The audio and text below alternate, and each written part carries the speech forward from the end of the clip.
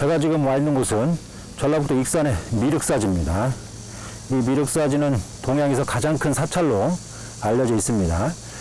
중국에도 일본에도 아주 많은 사찰이 있지만 전체적인 넓이로 봐서는 이 익산의 미륵사지가 동양에서 가장 큰 사찰로 현재까지 확인이 되고 있습니다. 이 미륵사지는 관련 기록에 의하면 백제 무왕 때 천하공주가 이곳을 지나가다가 바로 미륵 3존을 보고 창건을 하게 됐다고 합니다. 그래서 백제 무왕 때 창건된 곳이 바로 이 익산의 미륵사지입니다. 백제시대 창건된 이후 법 등을 쭉 유지하다가 통일신라 시대에 와서 크게 중수가 되었고 또 백제시대보다 더 큰 규모로 발전을 했던 걸로 보입니다. 그리고 고려 조선시대까지 지속적으로 법 등이 이어졌고요. 특히 후백제 견훤이 바로 이 미륵사 석탑을 중수한 기록도 현재 전해지고 있습니다. 이 미륵사로 들어가려면 앞에 연목과 중정 공간을 통해서 바로 핵심적인 공간으로 들어가게 되어 있는데요. 그 핵심적인 공간으로 들어가기 전에 바로 단간지주가 세워져 있습니다. 이 단간지주는 단간을 세우게 한 거고요. 단간은 바로 당을 걸기 위한 것이라고 볼 수가 있죠. 현재는 단간과 당은 남아있지 않고 단간 지주만 동편과 서편에 석탑 앞에 남아 있습니다. 이 미륵사지는 크게 3개의 구역으로 구성이 되어 있습니다. 서원, 중원, 동원으로 구성되어 있는데 현재 동원과 서원으로 들어가는 입구에 이와 같이 양 좌우에 단간지주가 세워져 있습니다. 절 경내는 백제시대 때 구비가 된 거고요. 이 단간지주는 통일신라 시대에 와서 건립된 걸로 추정이 되고 있습니다. 다시 말해서 백제시대 때 창건된 이후 불교계에서 큰 역할을 차지했는데 통일신라 시대에 와서 이 미륵사가 더 큰 위상과 또 중요성을 갖게 된 걸로 보입니다. 그래서 통일신라 시대에 와서 좌우에 이와 같이 이 단간지주를 세워서 당을 걸 필요성이 있었겠죠. 그래서 통일신라 시대에 와서 단간지주를 세운 걸로 보입니다. 이 단간지주는 우리나라에 약 100여 개의 단간지주가 남아있는데 그 중에서도 비교적 정연한 구조를 가지고 있습니다. 다시 말해서 하부에 기단부와 그 다음에 단간지주를 올린 그런 형태죠. 일반적으로 지주만 남아있는 경우가 많은데 이 미륵사지 단간지주는 기단부까지 아주 잘 남아있는 그래서 정연한 우리나라의 어떤 구조를 보여주고 있습니다. 통일신라 시대에 건립된 단간지주 중에서는 비교적 규모가 크고 또 잘 만들어진 단간지주라고 볼 수가 있죠.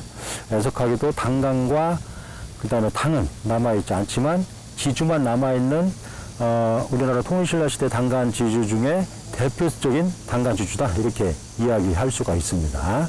자세히 보면 기단부 하부에 판석형 석재를 넓게 깔아서 견고하게 기초를 구성을 했습니다. 그리고 그 이후에 사각형으로 기단부를 구성을 했는데요. 여러 매의 석재를 치석해서 현재 결구시켜 놨습니다. 측면에는 안상을 새겼습니다. 안상의 조각 기법이 통일신라 시대의 조각 기법을 보이고 있고요. 안상의 상하부에 받침과 괴임을 두었는데 이 받침과 괴임의 수법이 아주 정연하고 정교합니다. 그래서 이러한 것들도 통일신라 시대 사람이 아니면 받침의 어떤 치석수법이 나올 수 없는 겁니다. 그래서 이러한 어떤 사소한 부분도 통일신라 시대의 어떤 치석수법을 보이고 있습니다. 그리고 상면에도 괴임을 만들어서 지주를 괴할 수 있도록 했고요. 또 한가운데 사각형으로 구멍을 내서 좌우에 지주를 삽입 고정시키고 한가운데는 단간을 고정시키기 위한 간대석을 놓았습니다. 근데 간대석이 사각형이고 상하부에 현재는 마모가 되었지만 연꽃이 새겨졌음을 알 수가 있습니다. 그리고 상부에는 한가운데 수평된 상태에서 원형 구멍이 시공되어 있습니다. 이 간대석의 상면 형태를 보고 단간을 어떤 재료로 썼는가를 알 수가 있는데 현재 이 미륵사지 단간지주의 상면의 시공 수법으로 봐서 철제보다는 석재 단간을 세웠을 가능성이 아주 높습니다. 일반적으로 철제 단간지주의 간대석은 철제 단간을 견고하게 고정시켜야 되기 때문에 원형으로 띠홈이 있는데요.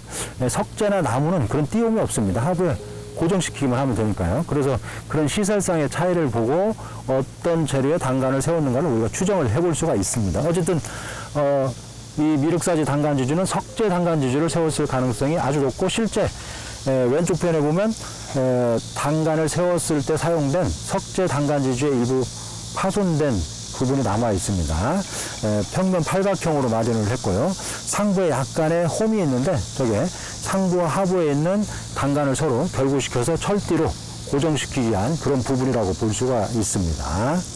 그래서 이 미륵사지 단간지주는 석재 단간을 세웠던 그런 단간이라고 볼 수가 있죠. 현재 우리나라에 석재 단간지주를 세운 곳이 몇 군데 사례가 남아 있습니다. 그리고 지주를 보면 상당히 규모가 큰데요. 지주 앞뒷면에는 윤곽대라고 해서 외곽에 일정한 너비로 띠대를 두었습니다.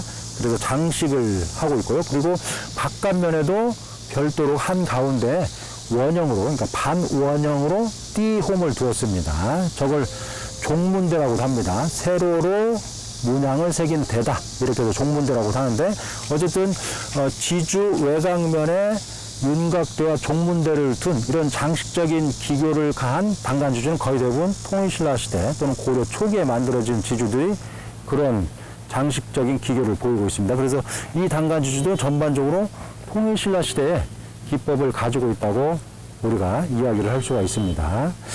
어쨌든 이 미륵사지는 동편과 서편에 통일신라 시대의 단간지주가 남아있는데요.